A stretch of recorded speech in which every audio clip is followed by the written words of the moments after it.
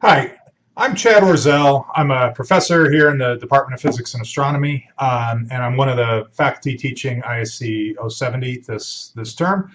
I'm going to be teaching a module on quantum mechanics.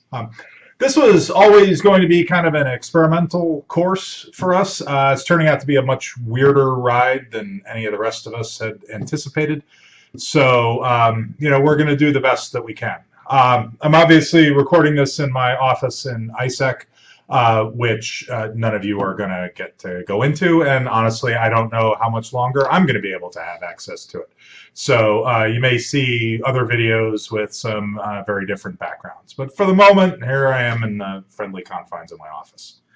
I want to give you some contact information for how to reach me. So the various ways of getting a hold of me. Best thing, I'm old. The best thing is going to be email. I check that very frequently and almost always on that.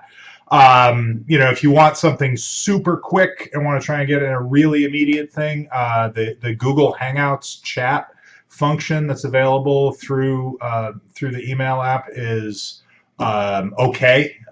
If I'm right at the computer, I might be able to respond to that very, very quickly and, a little more interactively than sending emails back and forth. Can obviously also do calls via Google Hangouts, but that you got to ask me first. Don't just hit me with a video call without checking. Terms of, when can you expect to be able to get in touch with me? I am usually awake from like 6 a.m. to 10 p.m., something like that. That doesn't necessarily mean I'm available. I'm stuck at home with an 11-year-old and an 8-year-old who are the cutest thing in the world, but also really time-consuming. So I may or may not be able to be accessible to talk about issues relating to this course. So some other things about this class. My plan here is to make this class as asynchronous as I can. So we're going to do this primarily through pre-recorded videos like this one. This is just going to be a logistics of the course sort of video. But pretty much all of the content on this is going to be delivered through pre-recorded videos. That way, we're not trying to tie up Zoom at the same time as everybody else in the world. We're not forcing you to use your home Wi-Fi bandwidth at the same time that your younger brother is trying to do Zoom meetings for his classes at some other university. I'm going to put the videos through YouTube, so we're using Google's bandwidth, not Union's bandwidth, and hopefully that will work as smoothly as possible. So the idea here is going to be to try and make these lectures as self-contained as I can and have you be able to do them at whatever time is best for your internet access, your general family harmony while we're riding this pandemic out. So the content in this class is going to consist of two main things. There'll be some video lectures linked from Nexus. Those will generally be followed by simple quizzes or assignments on Nexus having something to do with that content. So, confirmation that you're watching the videos and processing what's in the lectures and so on. The biggest chunk of this, right, this is supposed to be a lab science class, so we're working very hard to make sure that you guys get some hands-on experience doing science. That's the whole point of this SCLB requirement. So there's going to be some at-home labs. The way these are going to work, there's going to be multiple steps to it. There will be an instructional video on how to do the lab, how to set it up, and what to do using simple things that you'll hopefully have around the house or be able to scrounge up from somewhere. Then there will be either a quiz for some brief text responses to make some predictions about what you expect to happen in the lab, that sort of thing, or an assignment where you will upload some files of some sort, pictures of your qualitative results, maybe possibly like an Excel or other spreadsheet with some data in it, after you do those things, that will unlock a next stage, which will be sort of a wrap-up and explanation video of what were you supposed to see, what were the results supposed to be, and assuming you got the results that the lab was designed for you to get, what should you take away from those? How do those work? Some of these activities may have multiple rounds of this. There may be okay, here's the background, make some predictions, enter that, and now here's, now you've unlocked how to do the experiment, and here's some information about that. And then, after you upload your results, here's what you should have seen, and here's what it all means. These experiments will need a couple of small components that you may not have lying around. We're going to mail those to you by snail mail like it's 1900. And that's going to include a diffraction grating for everybody. And for those of you who said on the course survey that you cannot get access to a laser pointer, we'll mail you a cheap laser pointer that's a cat toy. So if you told me that you need one of those, we will get that sent to you. So, other information about this. We will have a final assignment in this class, in this module, that's going to be an explanatory essay.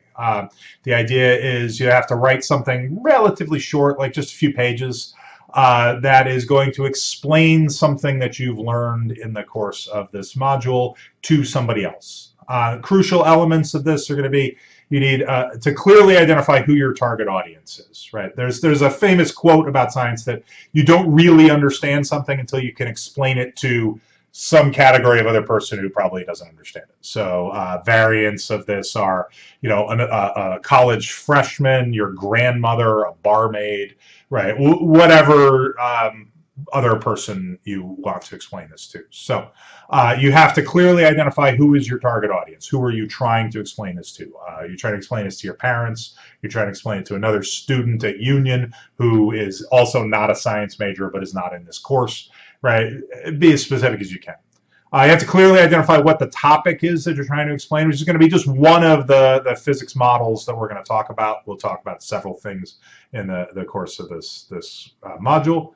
And then you need to provide a clear, persuasive explanation using the evidence that we've discussed to persuade your audience that they should believe this weird physics model that comes out of all of this stuff.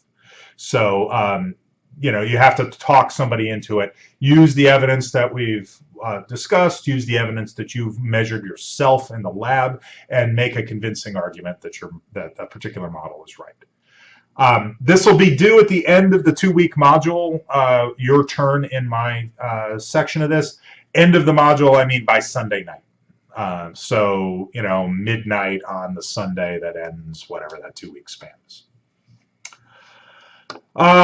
What else? We will have some interactive component to this because it wouldn't be Union if we didn't get a chance to talk live at some point. Are you just watching videos? This is like the worst Khan Academy ever. So there will be some open Q&A sort of periods that'll be handled by Zoom. I'm going to set up several windows. Again, the goal for this is to be as asynchronous as possible and to respect as much as possible people's, other drains on their time. Having to take care of other people, having to work around other people who also are taking college classes by Zoom, etc. So there'll be 3 time windows on Monday, Wednesday, Friday. It'll be 9 to 10 in the morning, 2 to 3 in the afternoon, which is kind of when the class was supposed to be if we were here in person, and 8 to 9 p.m. on Monday and Wednesday. I'm not doing this Friday night, sorry. There will also be 2 periods on Tuesday and Thursday. There'll be from 11 to 1 on Tuesday and Thursday, so in the middle of the day on Thursday. So hopefully one of those times works for you.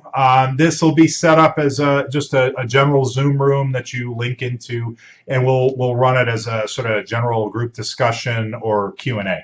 So if you're going through the videos and you have some difficulty understanding something, you'd like some further explanation, you can zoom in and we'll talk about that. If you're trying to do one of the lab activities and something isn't working the way it's supposed to, zoom in and we'll talk about that.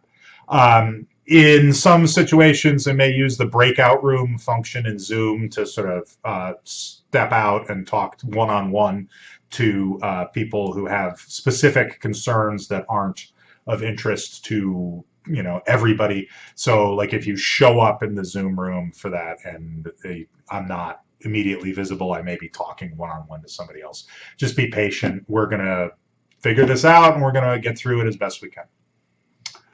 Last thing for this lecture, what sort of things are we going to cover? There's going to be 3 basic topics in this, leading up to sort of modern theories of quantum physics. So topic 1 is going to be light as a wave.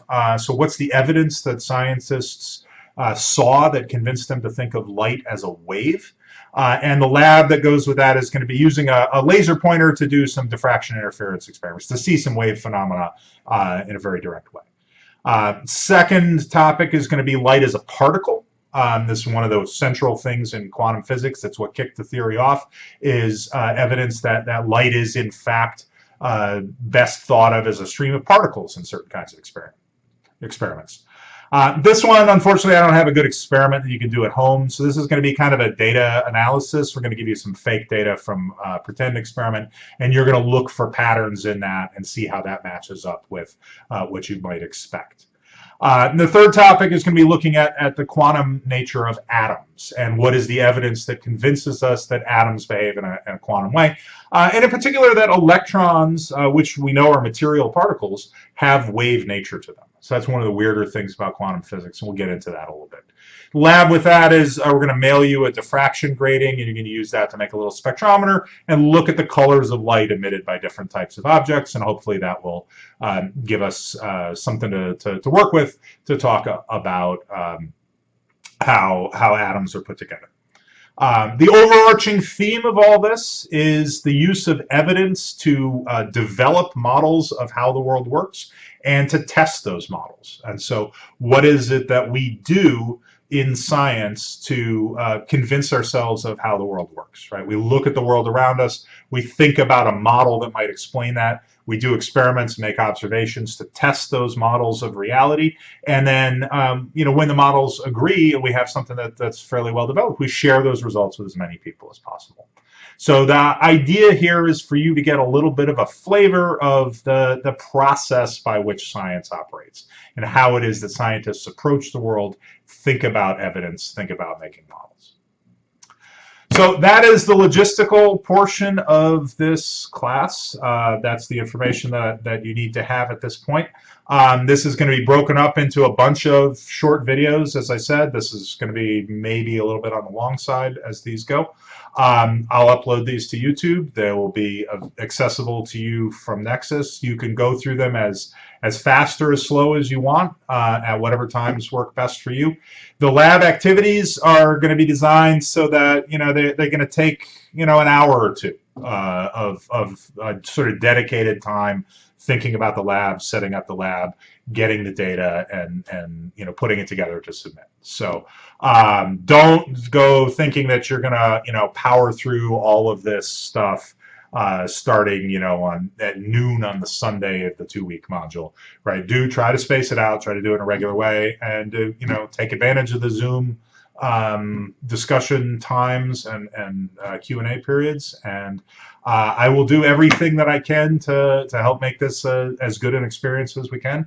I'll get you some good hands-on sciencey stuff, and yeah, well, this is going to be weird. It's going to be an experiment, and but we're going to get through it and hopefully have a reasonably good time and actually maybe learn something about science. So so that's what I got, and that will be the end of this video, and we will go on to new content after this.